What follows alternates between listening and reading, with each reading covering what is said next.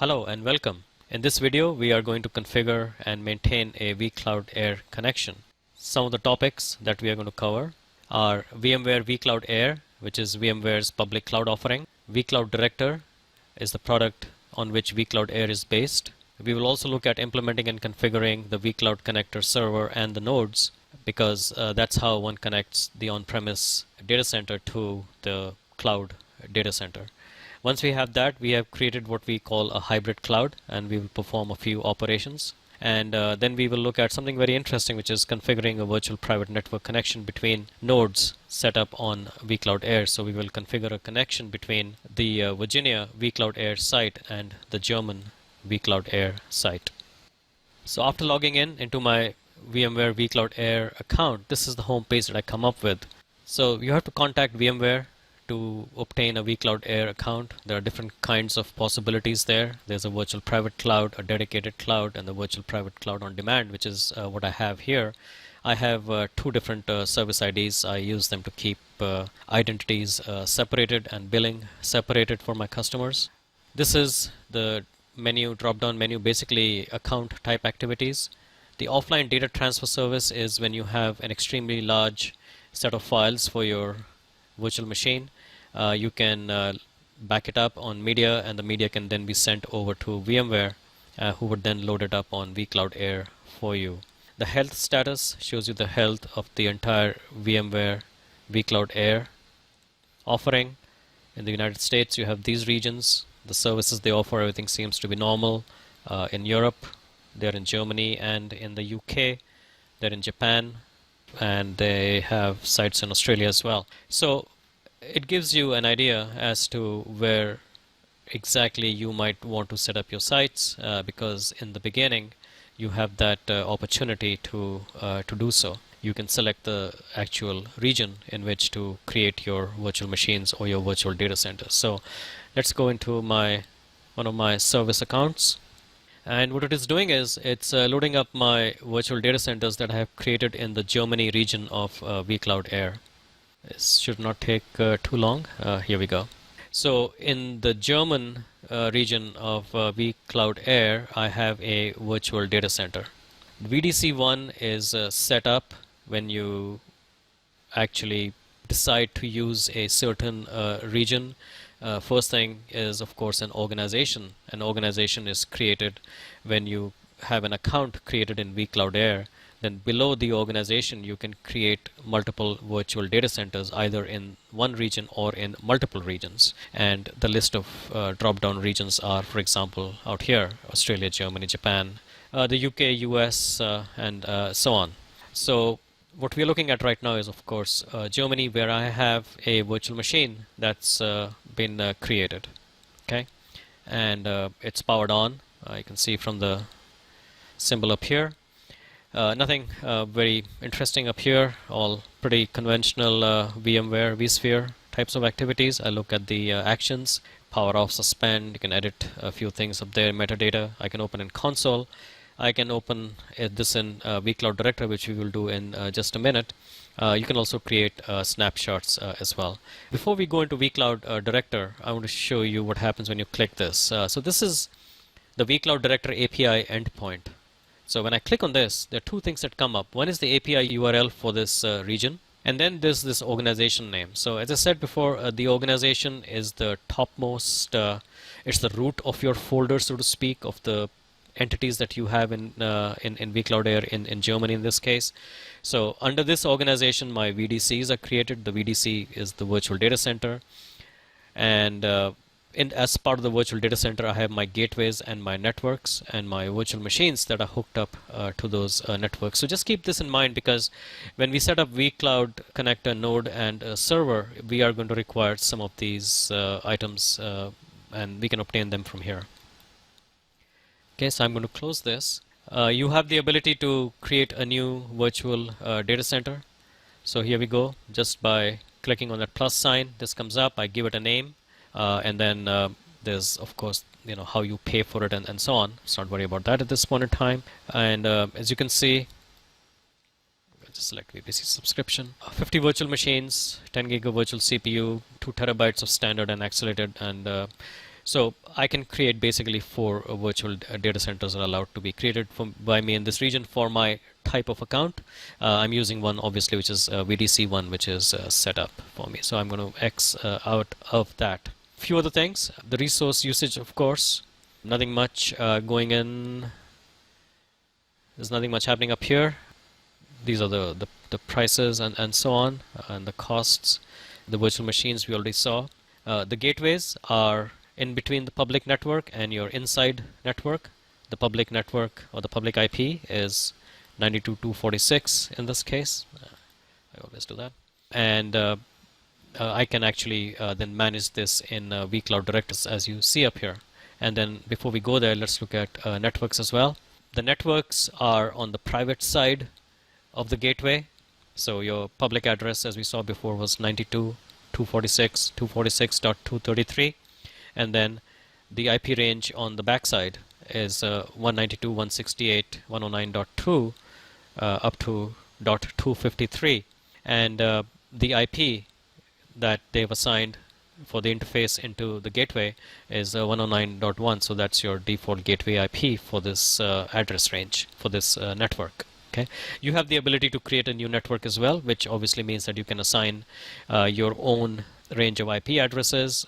So we are in the Germany VMware vCloud Air site, and it's time to look at the gateway in vCloud Director to get familiar with some of the user interface options that are available to us. So this is what it looks like. We are in the Germany region.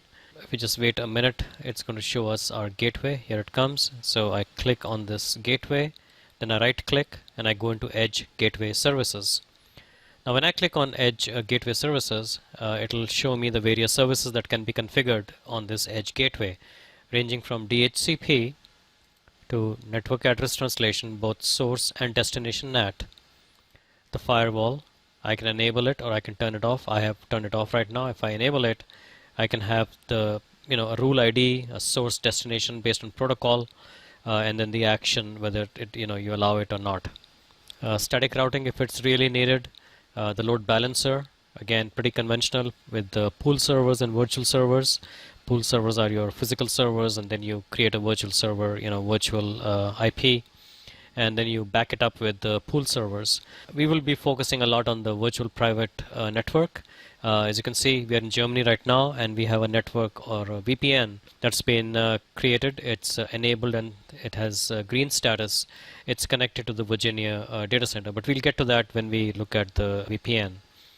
So I'm going to cancel out of this, and we're going to take a look at our vCloud connector node and the vCloud connector servers.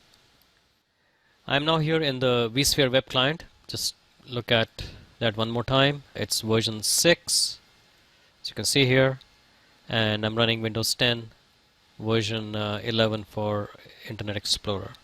Cancel out of that. When I look at the options available to me here, the only thing that talks about a hybrid cloud is this icon, Hybrid Cloud Manager, and of course there's this one that looks like a download. Well, that's what I actually did.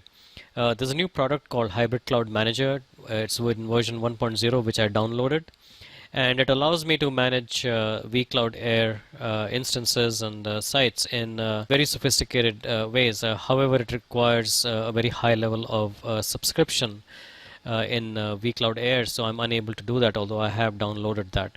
So the point I want to make is that apart from this Hybrid Cloud Manager, there's nothing to be seen here in terms of vCloud Connector. And the reason is that the vCloud Connector is not supported by the vSphere web client. The vCloud Connector is supported by the vSphere Classic client, and that is where we are going to go next. So here we are at the vSphere Classic client. As you can see, if I click on Help and check it, you can see it's vSphere client version 6, and it's looking at VMware vCenter Server version 6 as well. And here in Solutions and Applications, you can see that there's an icon for vCloud Connector. So the question first is, how did I get this solution implemented and available in the vSphere client? And for that, I had to install the vCloud Connector node virtual appliance and the vCloud Connector server virtual appliance. In both cases, these are available as OVFs from VMware. I downloaded them, went through the standard install process for OVFs, and once they were installed, I then logged in to their administration consoles at port 5480, which is very conventional for VMware virtual appliances. So that's where we are headed next, to understand how we actually got the vCloud connector icon here in the solutions and applications area of the vSphere Classic client. So we are now in the administrative console for vCloud connector node. Just a word about vCloud connector node before we go forward. A vCloud connector node is basically a proxy or the interface, depending on which way you want to look at it, to a given vSphere implementation or a vCloud director implementation. There is a one-to-one correspondence between a node and a cloud, like a vSphere cloud or a vCloud director cloud. Now, on the premises that I'm looking at right now, I have a vSphere environment, as you know, and the vSphere environment is controlled by a vCenter at 192.168.0.220. So I have configured this node to basically talk to a cloud type of vSphere, which is being managed by a vCenter at 192.168.0.220. On the other side, on the VMware vCloud Air side, those are vCloud director clouds, and what VMware has done is they've installed what they call multi-tenant node that are available to all users of the cloud. And the idea is that that one node will support all tenants, and to get to that you need to have an IP of the type which looks something like this, HTTPS vCloud IP cloud. Okay, so at this point in time, I only have to set up the node for my on-premise vSphere cloud. I do not have to worry about the other VMware-based clouds. Let's look at system. So it's a vCloud connector node. There's a default gateway for it. There's a DNS service defined for it, and I have a static IP address of 173. The update would obviously look at looking to see if there are any new updates to the software. This address, again, I can make changes to that. The DNS server, the default gateway, I can even change the host name. Not going to do that right now. And then, of course, the main tab, which basically registers this node to a cloud. In this case, this node is registered to a vSphere cloud, which is being managed by vCenter 192.168.0.220. We now switch gears and look at the vCloud connector server. And this is the vCloud connector server. Once again, I am at port 5480, so I'm on the administrative console. So vCloud connector server. This is the network. It has a default gateway.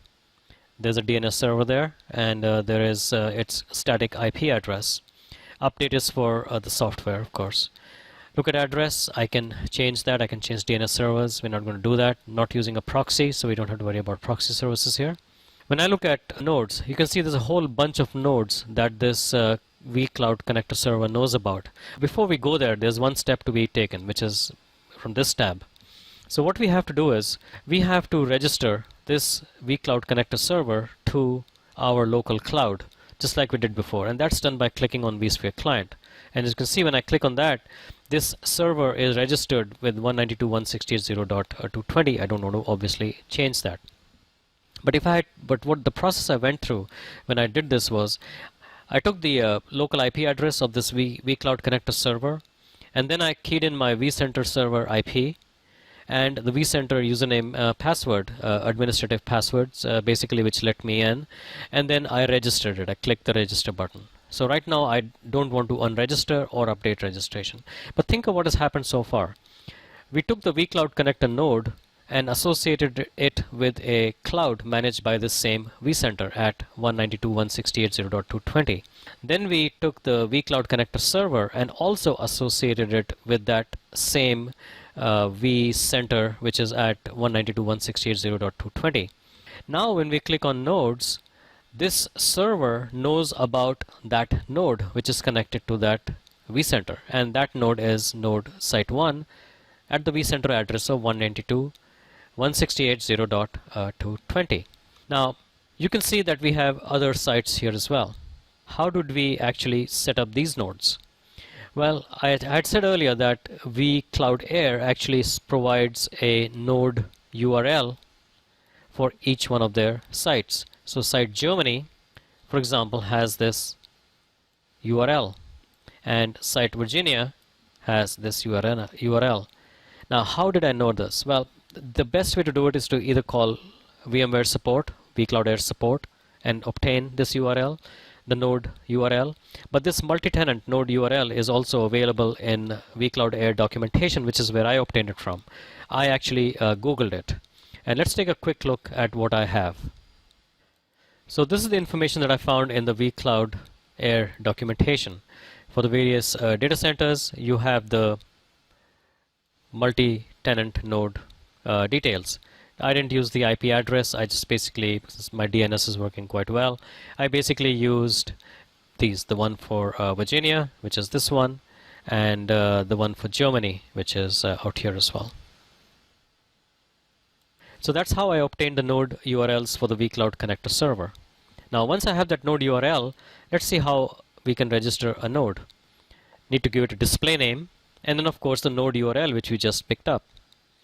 Apart from that, the cloud credentials will have to be different because the cloud type is now vCloud Director, because we are talking to a site that is based on vCloud Director. We're talking to a remote vCloud Air site.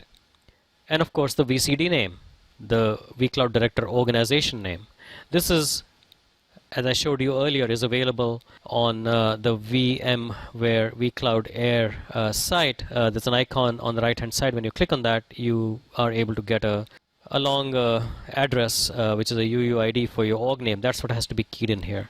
And as far as the usernames and passwords, these are basically your vCloud Air usernames and passwords, because you are actually connecting now to the cloud. Click register, and it takes only a couple of seconds or less, and your status then comes up. So I basically have, at this point in time, this local content library, and we looked at content libraries earlier.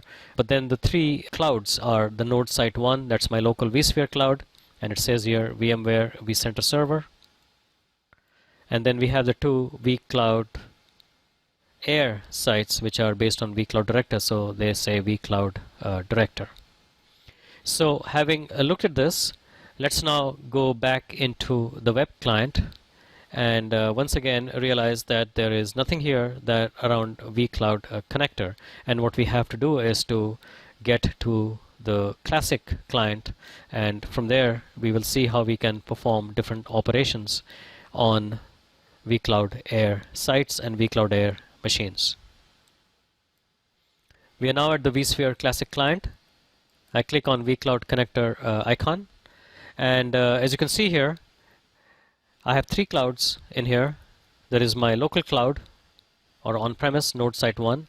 I'm connected to site Germany and to site Virginia because these were available, if you recall, in the vCloud connector nodes section that we just looked at, and they were up and running.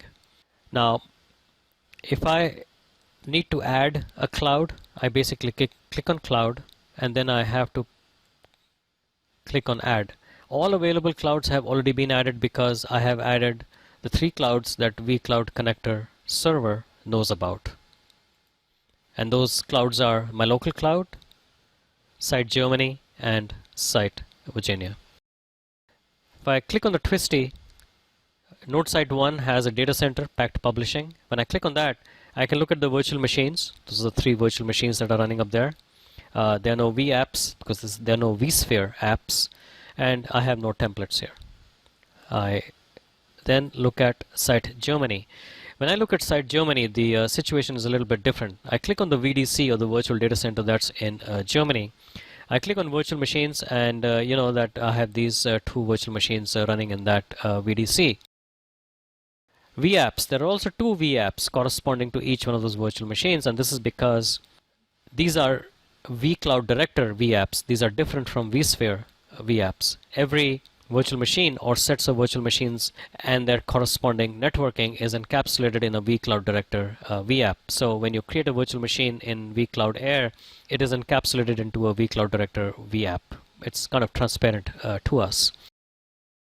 when I look at templates, there are no data to display there. However, when I look at the public catalog and I look at the templates there, I can see that I have access to the public catalog that VMware had actually provided to us. And I have it visible here on site in my vSphere client environment. So if I select this and I look at the actions, I say deploy. So I'm going to deploy a copy of CentOS 32-bit. I will just add a little extra language to it. I will then select a target VDC, VDC1, network is my default network, and I say next, and I will not power on. So what have I done here? What I have done is that in site Germany, I am now deploying a copy of CentOS 63 in the VDC1 that's available at site Germany. When I click on that and I look at the right hand side, I see that that template is actually being deployed, and I'm controlling Germany right from on premise. So I don't have to be in VMware vCloud Air. I am in my standard vSphere client. Earlier you see that there was an attempt at deploying a template that actually failed. This is sensitive to latency, so just be a little bit certain that your latency to your vCloud Air environment is very low, because it takes a while to transmit all that information over there. Okay, this is our organization in Germany, and that's our default catalog where there is no data to display. Let's look at site Virginia. Same thing. This is my organization in the Virginia site. I have a VDC out there, and I probably have one virtual machine that is stopped, that is there. I could, if I like, power it on, and now it is being powered on in the Virginia data center right from my vSphere client. Get rid of that twisty. Let's look at the content library. The public catalog in site Virginia, I have actually published it. Okay, so it is now available to be subscribed to, and that is why we are able to see all these templates that are actually out there from our content library. Now, I could then take that content library or the catalog that exists out in vCloud Air.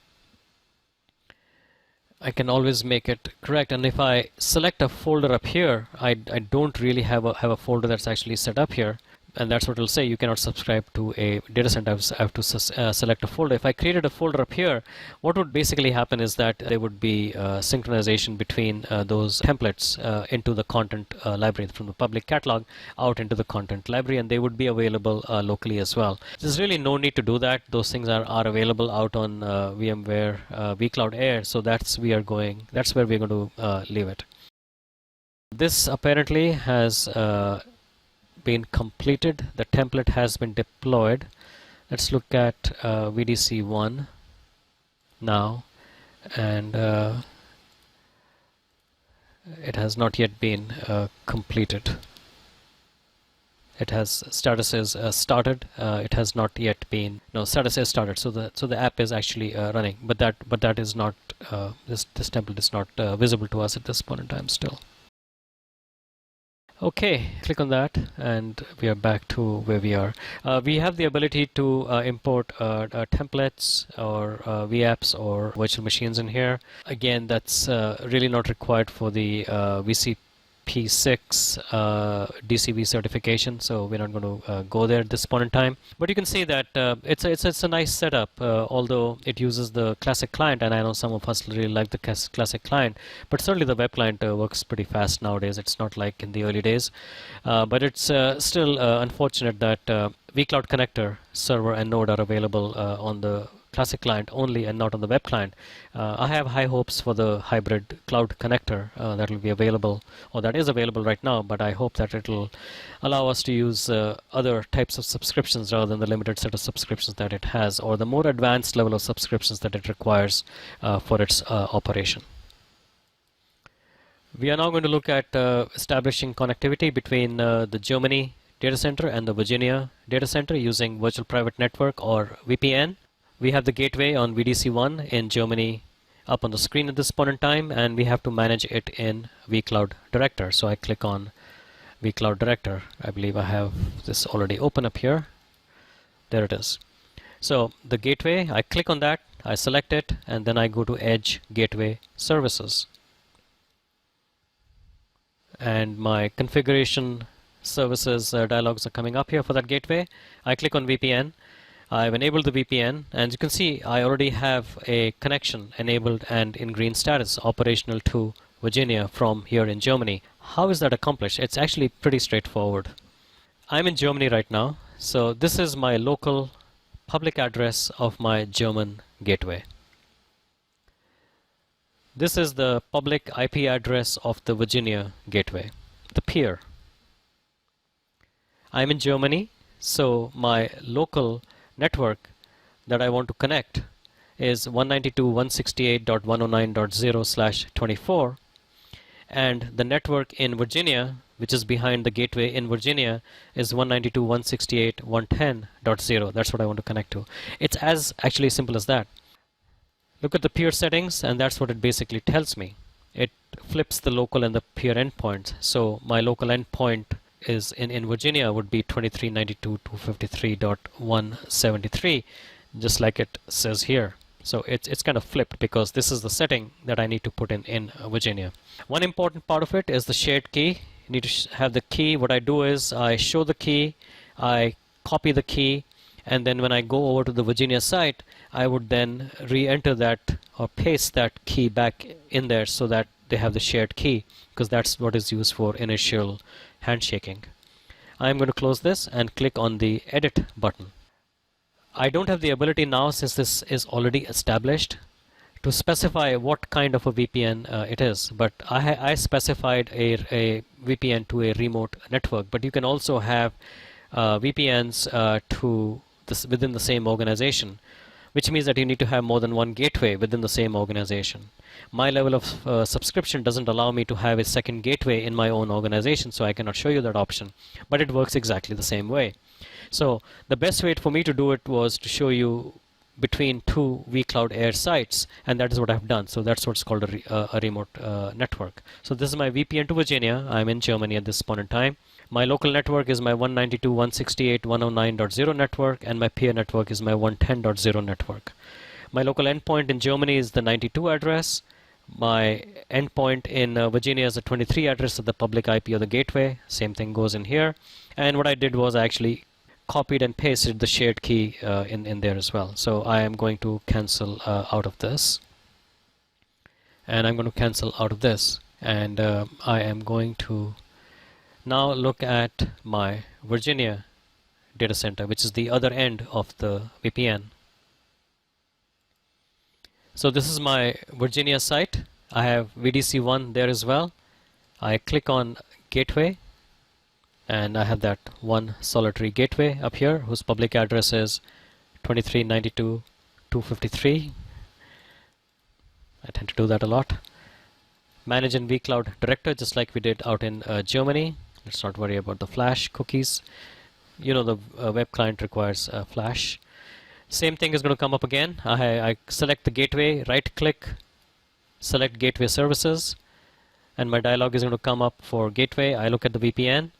As you can see, I have a VPN up and running. It is to Germany. This is the public IP address of the local Virginia gateway. That is the public IP address of the peer German gateway. This is the private network in Virginia behind the Virginia gateway, and this is the peer network in Germany behind the German gateway. If I click on that, I basically get the same thing I showed you in Germany as well. Establish a VPN to a remote network. Now, if you were actually setting up a new VPN, let's see how that is done. I click on add, and let's look at some of the options. So I have to key in a name, a description. I will enable this. Let's look at this option or this drop down here, because these options were not available before. So I can set up VPNs within a network in this same organization, or I can set up a VPN to a network in another organization, or a remote network. I selected remote network because I wanted to show you between two geographically dispersed sites how this would be done. So A network in another organization would also would also work. Okay, and again you have to specify the local endpoint. It kind of knows the local endpoint. That's the name it has for that IP. You have to key in your public IPs, and the shared keys right here. I do a show key, then I copy and paste. I leave the MTU as 1500 and leave that be. It's a very straightforward way of actually setting up VPNs, and it works quite well. The only thing to watch out for is that this status green, it takes a while. Obviously it depends on the latency of the network and the bandwidth and so on and so forth, but still, regardless, it takes, every time that I've done this, it takes about 10 to 15 minutes. So you need a lot of patience to make sure that this is up and running.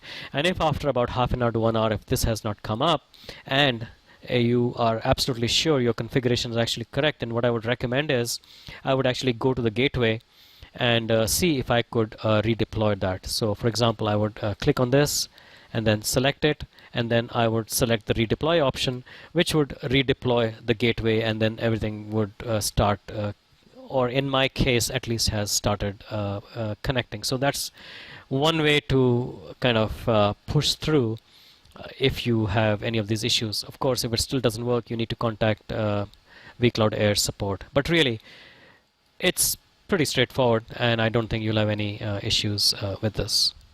So to summarize, we looked at VMware vCloud Air, which is VMware's public cloud offering. We also looked at the software technology that underlies VMware vCloud Air, which is the vCloud Director product. And we looked at the use of the vCloud Director user interface as well. Apart from that, we implemented and configured the vCloud Connector node and the vCloud Connector server. We saw that the vCloud Connector works within the classic client and not within the web client. We looked at it and its configuration and its usage within the classic client version 6. We also looked at hybrid cloud operations. We deployed a virtual machine, and we looked at integrating catalogs and so on there as well, all from the convenience of our on-premise vCenter classic client. We then went into the vCloud Director interface and configured a VPN connection between two sites, between the VMware Air site that I have in Virginia as well as the one in Germany. And we saw that it was reasonably easy to configure that connection and have it up and running. We also learned that the VPN connection takes some time to come up, and if the configuration is known to be correct, sometimes redeploying the edge appliance or the edge gateway appliance does the trick.